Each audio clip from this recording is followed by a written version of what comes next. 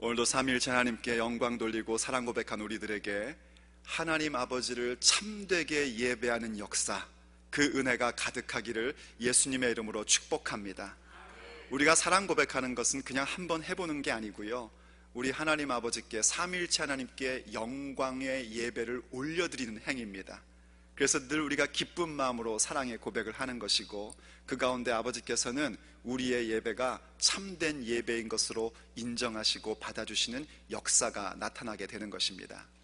예배라는 건 참 소중한 것입니다. 예배할 수 있다는 것은 믿는 사람들에게 주어진 특권과 같은 것입니다. 그것은 우리에게 있어서 영원히 이루어질 일들입니다. 17세기에 하나님과 동행하는 삶이라는 책을 쓴 브라더 로렌스 형제라는 분이 있습니다.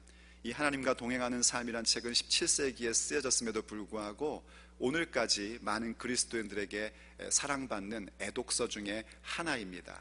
바로 그 로렌스 형제에게는 여러 가지 일화가 내려오고 있습니다. 그 일화들을 이렇게 읽어보면요, 과연 하나님과 동행하는 삶이 어떠한 모습인지, 하나님을 경배하는 삶이 어떤 모습인지에 대한 매우 구체적인 교훈들을 우리에게 주고 있습니다. 그런 일화 가운데 하나 이런 얘기가 있습니다. 로렌스 형제가 죽어갈 때의 이야기입니다. 그가 이제 죽음을 앞두고 죽어가고 있는데 누군가가 찾아와서 물었답니다. 당신 지금 뭐 하고 있습니까? 로렌스 형제가 답변을 합니다. 나는 지금 지난 40년 동안 해왔던 것을 하고 있을 뿐입니다. 그리고 앞으로도 영원히 이것을 할 것입니다. 그게 뭡니까? 하나님을 예배하는 것입니다. 그 형제가 그렇게 아름다운 이야기를 많이 우리에게 남겨줄 수 있었던 것은 그의 삶 전체가 하나님을 예배하는 것을 목적으로 삼고 있었기 때문입니다. 하나님께서는 예배하는 자들을 찾고 계십니다. 교회가 교회되는 역사가 나타날 때, 말하자면 교회가 거룩한 교회요, 하나된 교회요, 그리고 그 하나된 것을 힘써 지키는 건강한 교회로 세워질 때에 나타나는 중요한 특징이 뭐냐면 예배의 부흥입니다. 그 예배의 부흥이 우리 가운데 일어나게끔 되어 있습니다. 예배한다는 것은 성경 언어의 특징상 그 뜻이 요약하면 이런 겁니다. 나는 없어지고 오직 삼위일체 하나님만이 드러나며 경배받는 것입니다. 내가 부인되고 하나님만이 나타나는 것이 예배입니다. 그러면 우리 이 타락한 본성을 가진 사람들은요, 그럴 때 꼭 나오는 질문이 있습니다. 그럼 난 도대체 어디 있지? 하는 생각을 합니다. 그러나 그것은 타락한 본성이 주고 있는 질문이지 정직한 질문이 아닙니다. 사실은 우리가 그렇게 나 자신을, 곧 나의 개인적인 욕망과 욕심을 부인할 때에 거기에 진정한 나를 발견하게 되고 영원한 나가 누구인지를 누릴 수 있게 되는 것입니다. 그래서 예배 가운데 우리는 진정한 나를 찾게 되는 것이며 영원한 나, 곧 예수님 안에 있는 내가 누구인지에 대한 명확함을 간직하게 되는 것입니다. 예배함은 그런 것입니다. 저는 그 예배의 정의에 대해서 윌리엄 템플이라는 사람의 정의를 참 좋아합니다. 그가 이렇게 얘기를 했습니다. 예배함이란 내 전 존재를 하나님께 굴복시키는 것이다. 그분의 거룩함으로 나의 양심을 깨우는 것이고, 그분의 진리로 나의 마음을 풍성케 하는 것이며, 그분의 아름다움으로 나의 상상력을 정화시키는 것이요, 그분의 사랑을 향하여 내 마음을 활짝 여는 것이며, 그분의 목적 앞에 내 의지를 내려놓는 것이다. 그게 예배입니다. 아버지께서는 지금도 바로 그렇게 내 전 존재를 하나님께 굴복시키는 예배자를 찾고 계십니다. 예수님께서 어느 날 유다를 지나 갈릴리로 가는데 사마리아를 통행하셨습니다. 그 지역을 통과하게 됐습니다. 일반적으로 유대인들은 그 지역 통과하는 것을 꺼려 했었다고 합니다. 그래서 그 사마리아 지역을, 원래 유대에서 갈릴리로 가려면 그 직선 코스가 사마리아 땅을 지나가야 되는데 보통 유대인들은 이렇게 돌아서 갔다곤 합니다. 하지만 예수님께서는 무언가 목적이 있으셔서 그 지역을 통행하시다가 한 여인을 만나게 됩니다. 그리고 그 여인과의 대화 속에서 매우 중요한 진리의 말씀을 선포해 주십니다. 그것이 바로 오늘 우리가 본 본문의 말씀입니다. 그 내용의 핵심은 뭐냐면, 하나님께서, 우리 아버지 하나님께서 신령과 진정으로 예배하는 자, 곧 참되게 예배하는 자들을 찾으신다는 것입니다. 일꾼을 찾으시는 것이 아니라 지금 예배자를 찾으신다는 것입니다. 그렇다면 참되게 예배하는 자들이라는 것은 어떤 사람들을 말하는 것일까요? 오늘 함께 우리가 듣고자 하는 메시지입니다. 하나님을 참되게 예배하는 자들, 그들은 무엇보다 첫 번째로 우리의 예배함의 대상이 누구인지에 대하여 항상 명확합니다. 누구를 예배하고 있는 것인지, 무엇을 예배하는지에 대해 명확함을 갖고 있는 사람들이 참되게 예배하는 사람들입니다. 본문 21절을 다시 한번 보겠습니다. 예수님께서 가라사대, 여자여 내 말을 들으라. 이 산에서도 말고 예루살렘에서도 말고 너희가 아버지께 예배할 때가 이르리라 하고 말씀을 하십니다. 그 당시 사람들은 어디서 예배하느냐에 관심이 더 많았었습니다. 그러나 예수님께서 하신 말씀은 지금 네가 어디에서 예배를 드리냐가 중요한 것이 아니라 누구에게 예배하는 것이 중요하냐 하는 부분을 먼저 찝어주시는 것입니다. 때가 오는데, 그 때가 뭐냐면 아버지께 예배할 때가 온다는 것입니다. 예수님으로 말미암아 아버지께 진정으로 예배할 수 있는 때가 온 것입니다. 이때 먼저 짚어야 될 게 그겁니다. 나의 예배가 지금 누구를 향한 예배인가? 나의 예배가 지금 무엇을 향한 예배인가 하는 부분을 반드시 점검하고 오직 하나님을 향한 예배가 되어야 합니다. 왜냐하면 자칫 잘못하면 우리는 이 예배, 곧 내 전 존재를 굴복시키는 행위를 다른 데 갔기 때문입니다. 예배에 나온다는 것은 누군가를 만나러 오는 것 아닙니다. 혹은 누군가에게 보이려고 나오는 것도 아닙니다. 혹은 내 비즈니스를 위해서 나오는 건 더더욱 아닙니다. 예배하러 나오는 것은 하나님을 예배하기 위하여 나오는 것입니다. 오직 하나님 아버지께 영광 돌리고 아버지 안에 계신 아들 예수 그리스도의 이름을 유명케 하며 그분을 높여드리는 것이 예배함의 핵심입니다.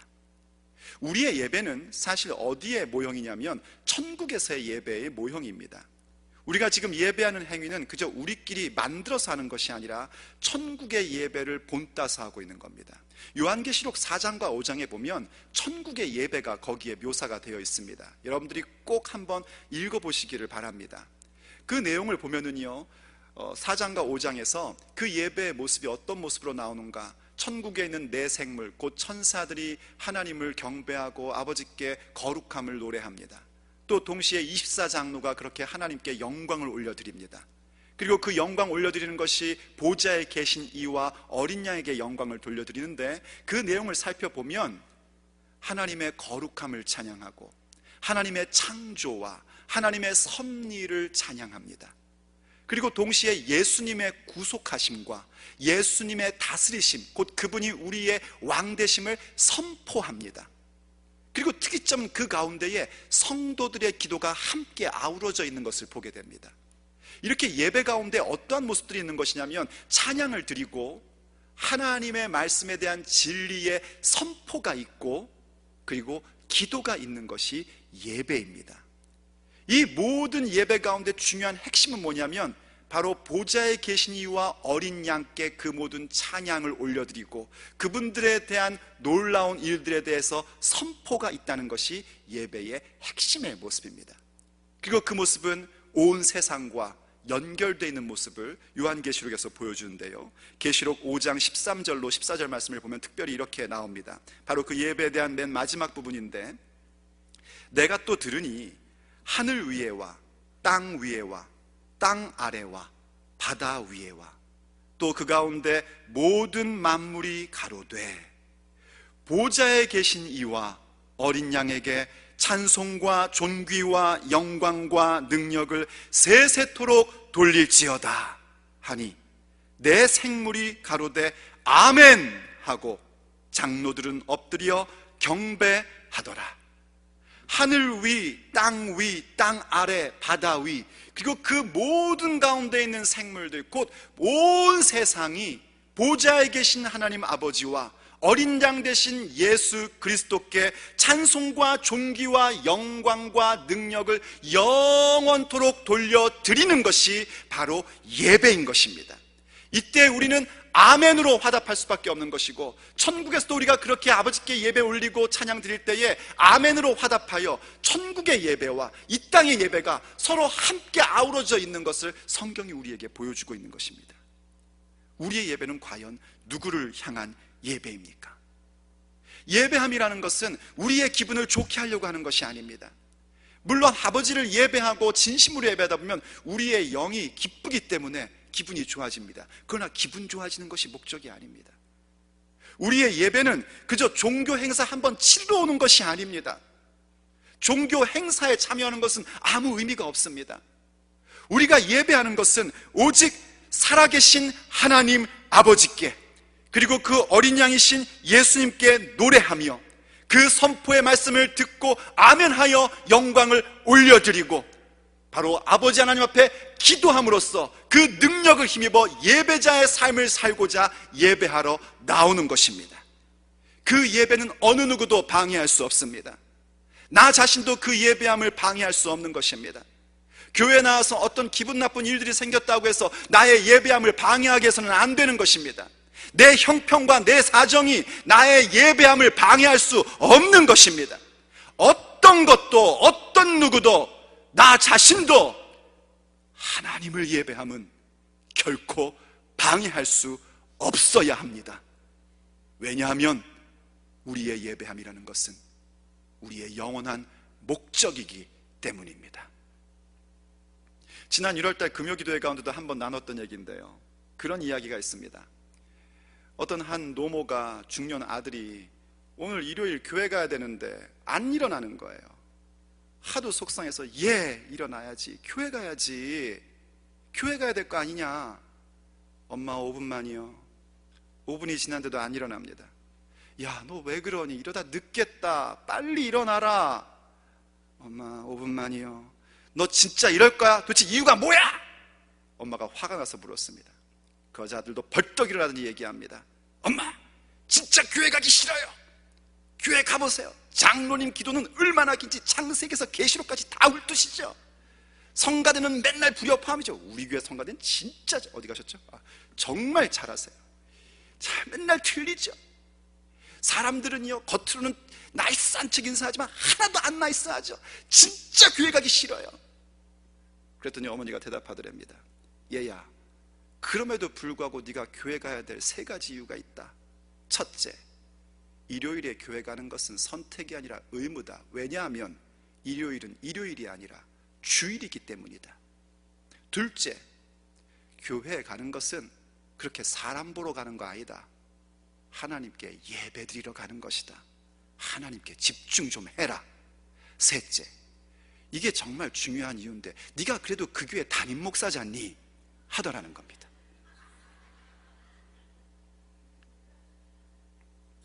여러분, 맞습니다. 교회 나오는 것 사람 보러 나오는 거 아닙니다. 물론 교회 나오다 보면 여러 가지 일들 생길 수 있죠. 언짢은 마음도 생길 수 있죠. 그러나 그것들이 우리로 하여금 하나님 아버지께 주일마다 예배 드림에 대한 것을 가로막을 수는 없는 것입니다. 이거를 빼앗길 수는 없는 겁니다. 왜냐하면 우리는 지금 하나님 아버지를 예배하는 것이기 때문입니다. 하나님이 찾으시는 참되게 예배하는 자들은 누군가? 바로 그렇게 우리의 예배함의 대상이 누구인지에 대하여 명확함을 갖고 있는 사람들입니다. 지금도 아버지께서는 바로 그렇게 예배하는 자들을 찾고 계십니다. 두 번째, 참되게 예배하는 자들은 누구인가? 그들은 우리에게 오실 구원의 주를 아는 사람들입니다. 우리에게 오신 구원의 주를 알 때에 우린 비로소 참되게 예배하는 자들이 될 수 있습니다. 우리가 어떻게 하나님께만 집중하여 예배할 수 있을까요? 그것은 오직 예수님을 만날 때에만 가능합니다. 예수님을 알지 못하면, 구원의 주를 알지 못하면 우리의 예배는 진정한 예배, 참된 예배가 될 수 없습니다. 오늘 본문 22절에 보면 예수님께서 이렇게 말씀을 하셨어요. 너희는 알지 못하는 것을 예배하고 우리는 아는 것을 예배하노니 이는 구원이 유대인에게서 남이니라.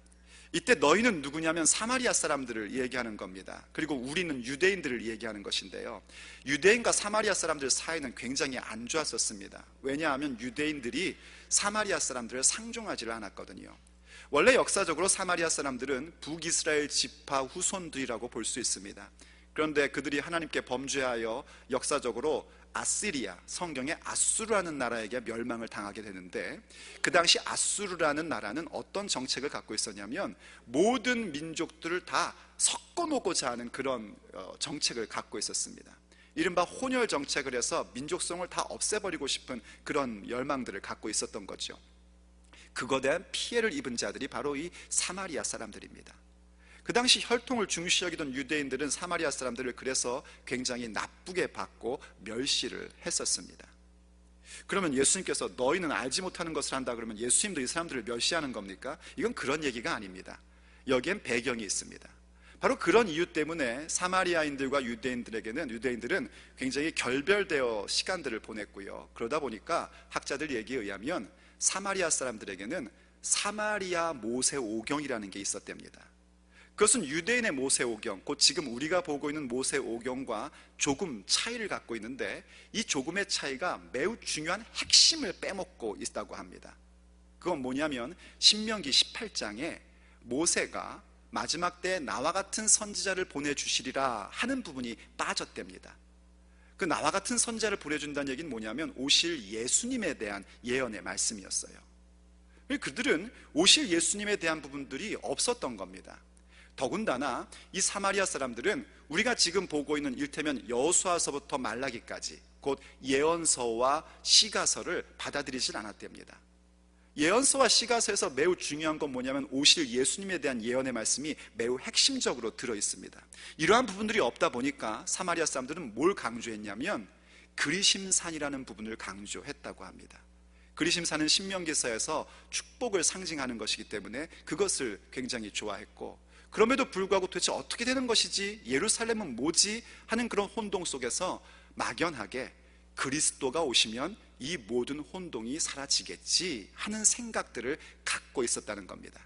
여러분들이 이 배경을 가지고 요한복음 4장을 읽으시면 아, 이래서 여인이 이런 얘기를 했구나 하는 걸 이해하실 수 있게 될 겁니다. 이를테면 유대인들은 그럼에도 불구하고 구약의 성경 말씀을 가지고 오실 예수님에 대한 기대를 가지고 있었고, 사마리아 사람들은 그런 게 없었기 때문에 그저 그리심산에서 뭔가 예배하는 것이 전부 다겠지라고 생각을 한 겁니다. 그래서 예수님 말씀하시기를 너희는 알지 못하는 것을 예배하고 있고 유대인은 아는 것을 예배하고 있다. 그러면서 구원이 유대인에게서 오기 때문이다. 바로 그 구원이 구약의 말씀에 근거하여 하나님 아버지의 계획 가운데 예수님의 오심에 대한 것을 이야기해 주고 있는 겁니다. 그런데 지금 이 여인이 바로 그 예수님을 만난 겁니다. 예배란 게 뭔가? 예배함이라는 것은 바로 오신 예수님을 만나는 것입니다. 그런데 이 만남이 어떻게 이루어지는 것이냐면 예수님의 적극성 때문에, 하나님의 적극적인 은혜 때문에 예수님을 만나게 되는 겁니다. 요한복음 4장 3절로 4절 말씀을 보면은요, 이렇게 기록되어 있습니다. 유대를 떠나사 다시 갈릴리로 가실새 사마리아로 통행하여야 하겠는지라. 이때 이 하여야라는 단어가 중요한 단어입니다. 이 단어는 요한복음에서 어떨 때 쓰이냐면 반드시 목적을 가지고 이룰 때 쓰던 단어가 이 하여야라는 그릭 단어입니다. 예수님께서 지금 사마리아를 통행하시는 것은 우연히 통행하시는 것이 아니라 예수님이 뭔가 목적이 있어서 유대에서 갈릴리로 가심에도 불구하고 사마리아를 통행하여 가셨다는 겁니다. 그리고 그 여인을 만나준 겁니다. 예수님께서 한 여인은, 사마리아 여인을 만나고 그 지역 가운데 복음을 주시기 위해서 목적을 가지고, 의도를 가지고 그 지역을 통행하시며 우물가에 앉으신 겁니다. 한편 이 사마리아 여인은요, 참 힘든 삶을 살았던 여인입니다. 남편이 5이나 있었고 지금도 사는 남자는 남편이 실제로는 아니랍니다. 얼마나 기구한 인생을 사는 여인입니까? 그런데 함께 있는 사람들은요, 그 여인을 손가락질하고 이상하게 보기만 하죠. 그래서 이 여인은 보통 사람들이 물 들어가는 시간에 우물가에 나오질 않았습니다. 그 시간은 사람들이 우물가에 물 들어 나오지 않는 시간인데 사람들 만나는 것을 꺼려하는 여인이었기 때문에 사람 시선 피하고 사람 안 오는 시간에 우물가에 나갔던 겁니다. 그런데 거기 유대인이 한 명 앉아 있는 거예요. 그리고 거기서 위대한 만남이 이루어집니다. 우리가 하나님을 예배한다는 것은, 그리고 그 예배하러 여기에 왔다는 것은 우연이 아니라 하나님께서 우리를 찾으시는 하나님의 적극성 때문에 우리가 지금 여기에 와 있는 것이고 하나님을 예배할 수 있는 것입니다. 그런데 그 유대인이 이 여인에게 뭐라고 하냐면 물 좀 달래는 겁니다. 물 좀 달래요. 이 여인이 이상하게 생각합니다. 유대인은 말씀드렸듯이 사마리아 사람들을 상종하지 않는데 어떻게 사마리아의 여자인 나에게 물을 달라 하나 해서 반문합니다. 아니, 당신은 유대인인데 왜 사마리아 여자인 나에게 물을 달라 하십니까? 하고 묻자 예수님께서 4장 10절에서 이렇게 답변을 하십니다. 예수님께서 대답하여 가라사대 내가 만일 하나님의 선물과 또 내게 물 좀 달라 하는 이가 누구인 줄 알았더면 내가 그에게 구하였을 것이요 그가 생수를 내게 주었으리라 하고 말씀하십니다.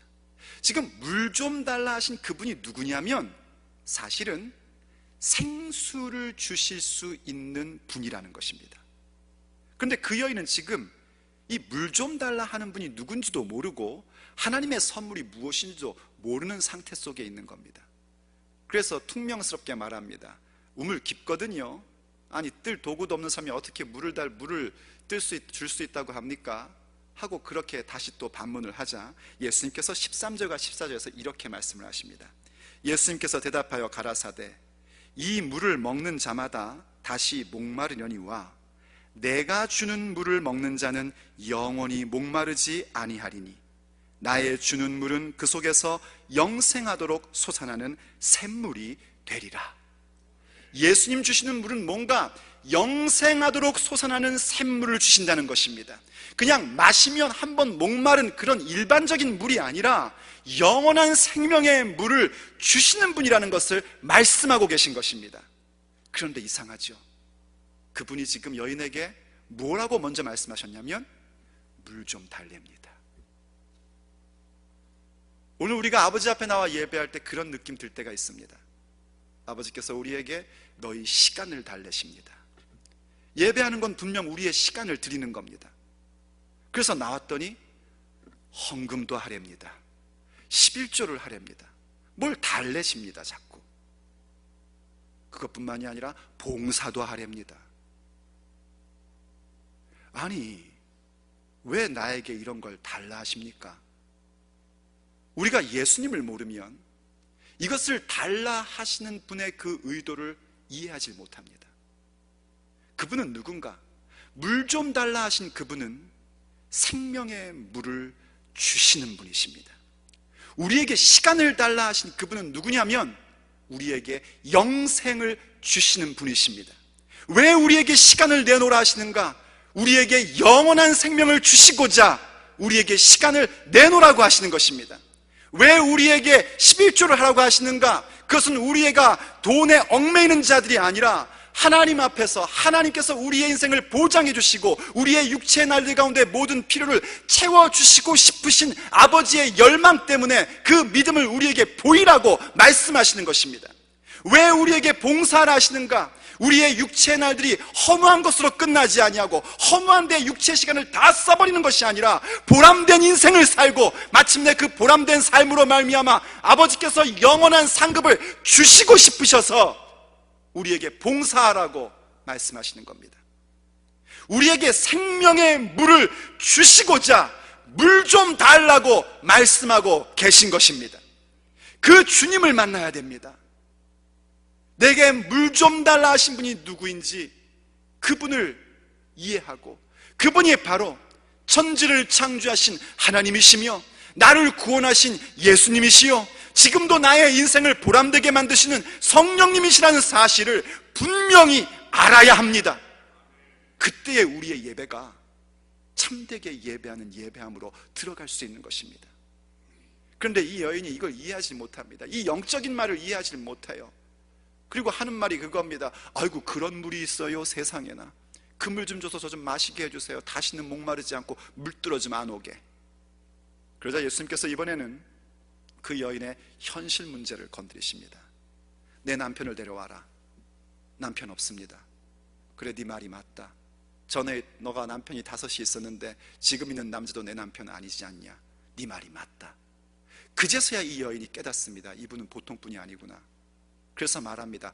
내가 보니 당신은 선지자군요 하면서 비로소 영적인 질문을 하는 겁니다. 어떻게 예배해야 됩니까? 어디서 예배하는 게 맞습니까? 하여 예수님께서 이제 예배에 대한 오늘 본문의 진리의 말씀을 전해주시게 된 것이고, 그걸 통하여 이 여인은 지금 누구를 깨닫게 되냐면, 지금 자신과 대화하는 분이, 물 좀 달라 하셨던 그분이 바로 그리스도시요 메시아이신 예수님이라는 사실을 믿게 된 것입니다. 그게 예배입니다.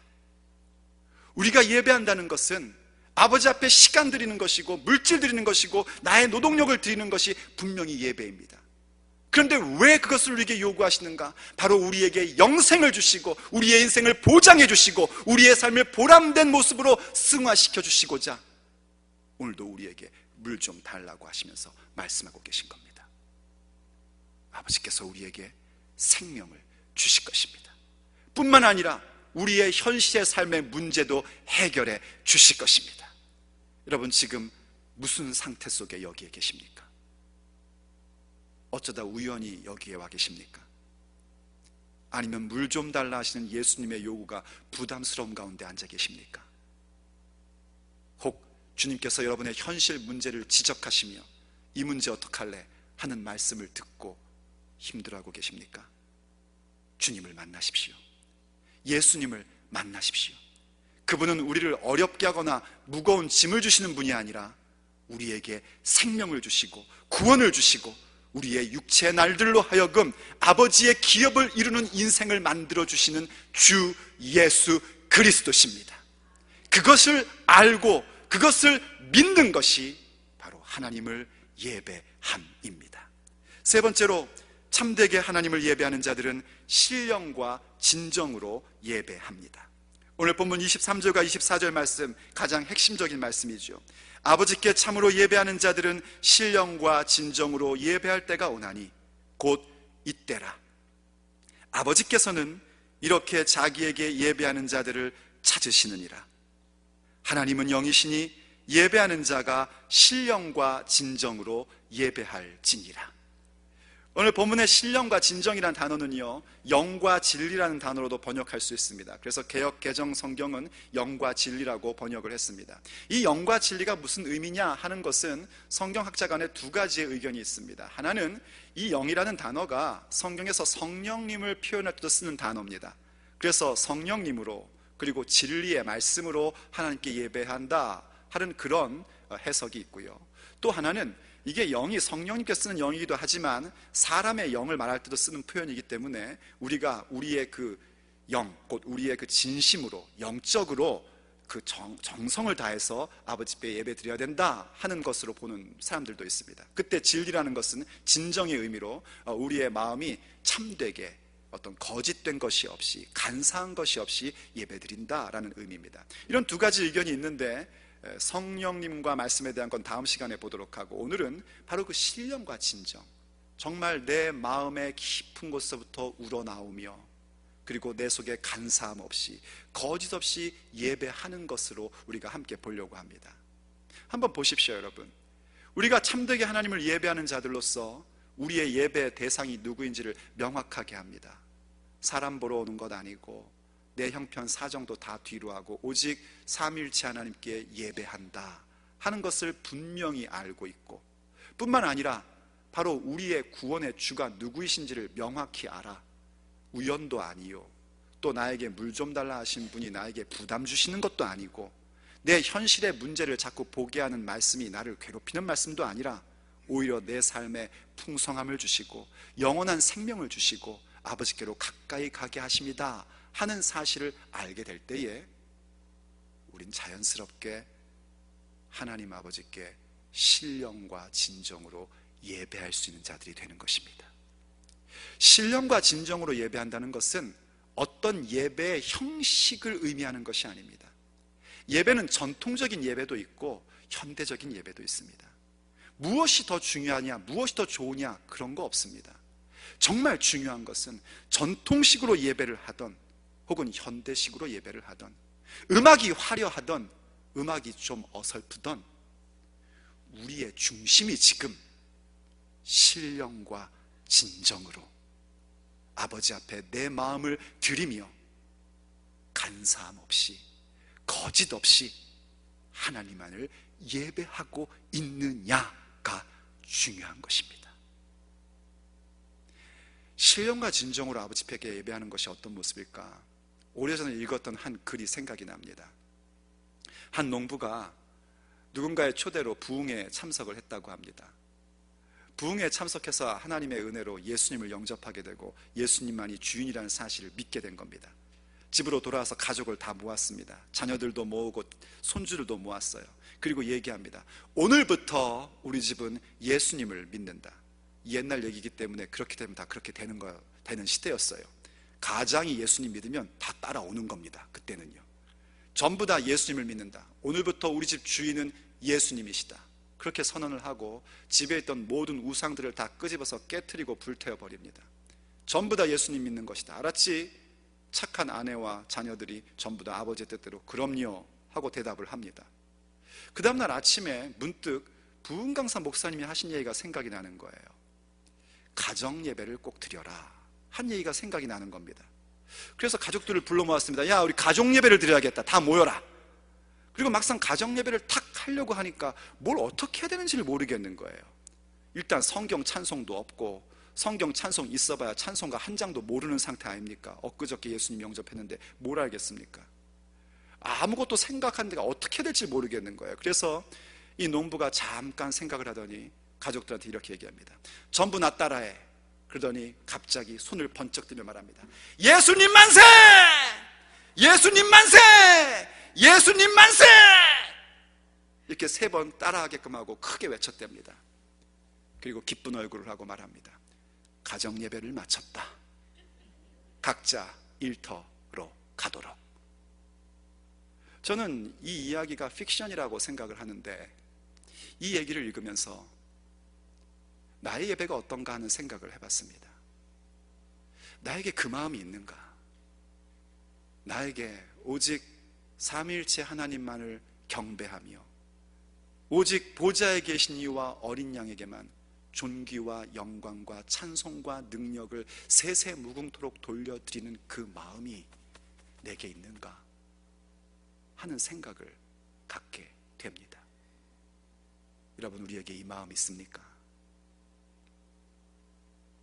그 마음을 가진 자들이 바로 지금 아버지께서 찾으시는 참되게 예배하는 자들입니다. 기도하시겠습니다. 아버지, 우리는 하나님을 예배하는 예배자입니다. 우리가 하나님만을 예배하고 오직 아버지와 어린 양 우리 주 예수 그리스도께만 영광과 존귀와 찬양과 능력을 영원 무궁토록 올려드립니다. 그러한 자들로 우리를 부르시고 이 자리에 있게 하시며 오직 하나님 아버지께 예배함을 집중케 하여 주셔서 감사드립니다. 아버지, 우리 교회 예배가 이렇게 언제나 참되게 예배하는 자들의 예배함이 되게 하여 주시옵소서.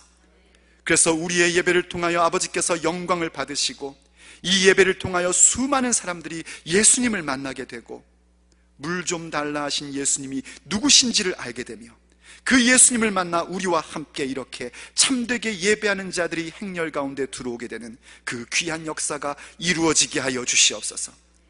아버지, 우리가 예수님 믿고 오랜 세월을 살며 예배에 참여하다 보니 어느 때는 우리의 예배가 그저 종교 행사에 불과한 모습일 때가 종종 있었음을 오늘 새삼 생각해 봅니다. 용서하여 주시옵소서. 오늘 말씀하여 주셨사오니 이제는 우리의 예배가 더 이상 종교 행사가 될 수는 없습니다. 형식이 될 수도 없습니다. 오직 하나님 아버지와 어린 양께 영광 돌리는 예배가 되게끔 할 것입니다. 아버지, 우리 교회 가운데 주신 이 놀라운 비전이 이루어지게 하여 주시옵시고 예배가 예배되는 역사가 우리 가운데 언제나 나타날 수 있도록 도와주시옵소서.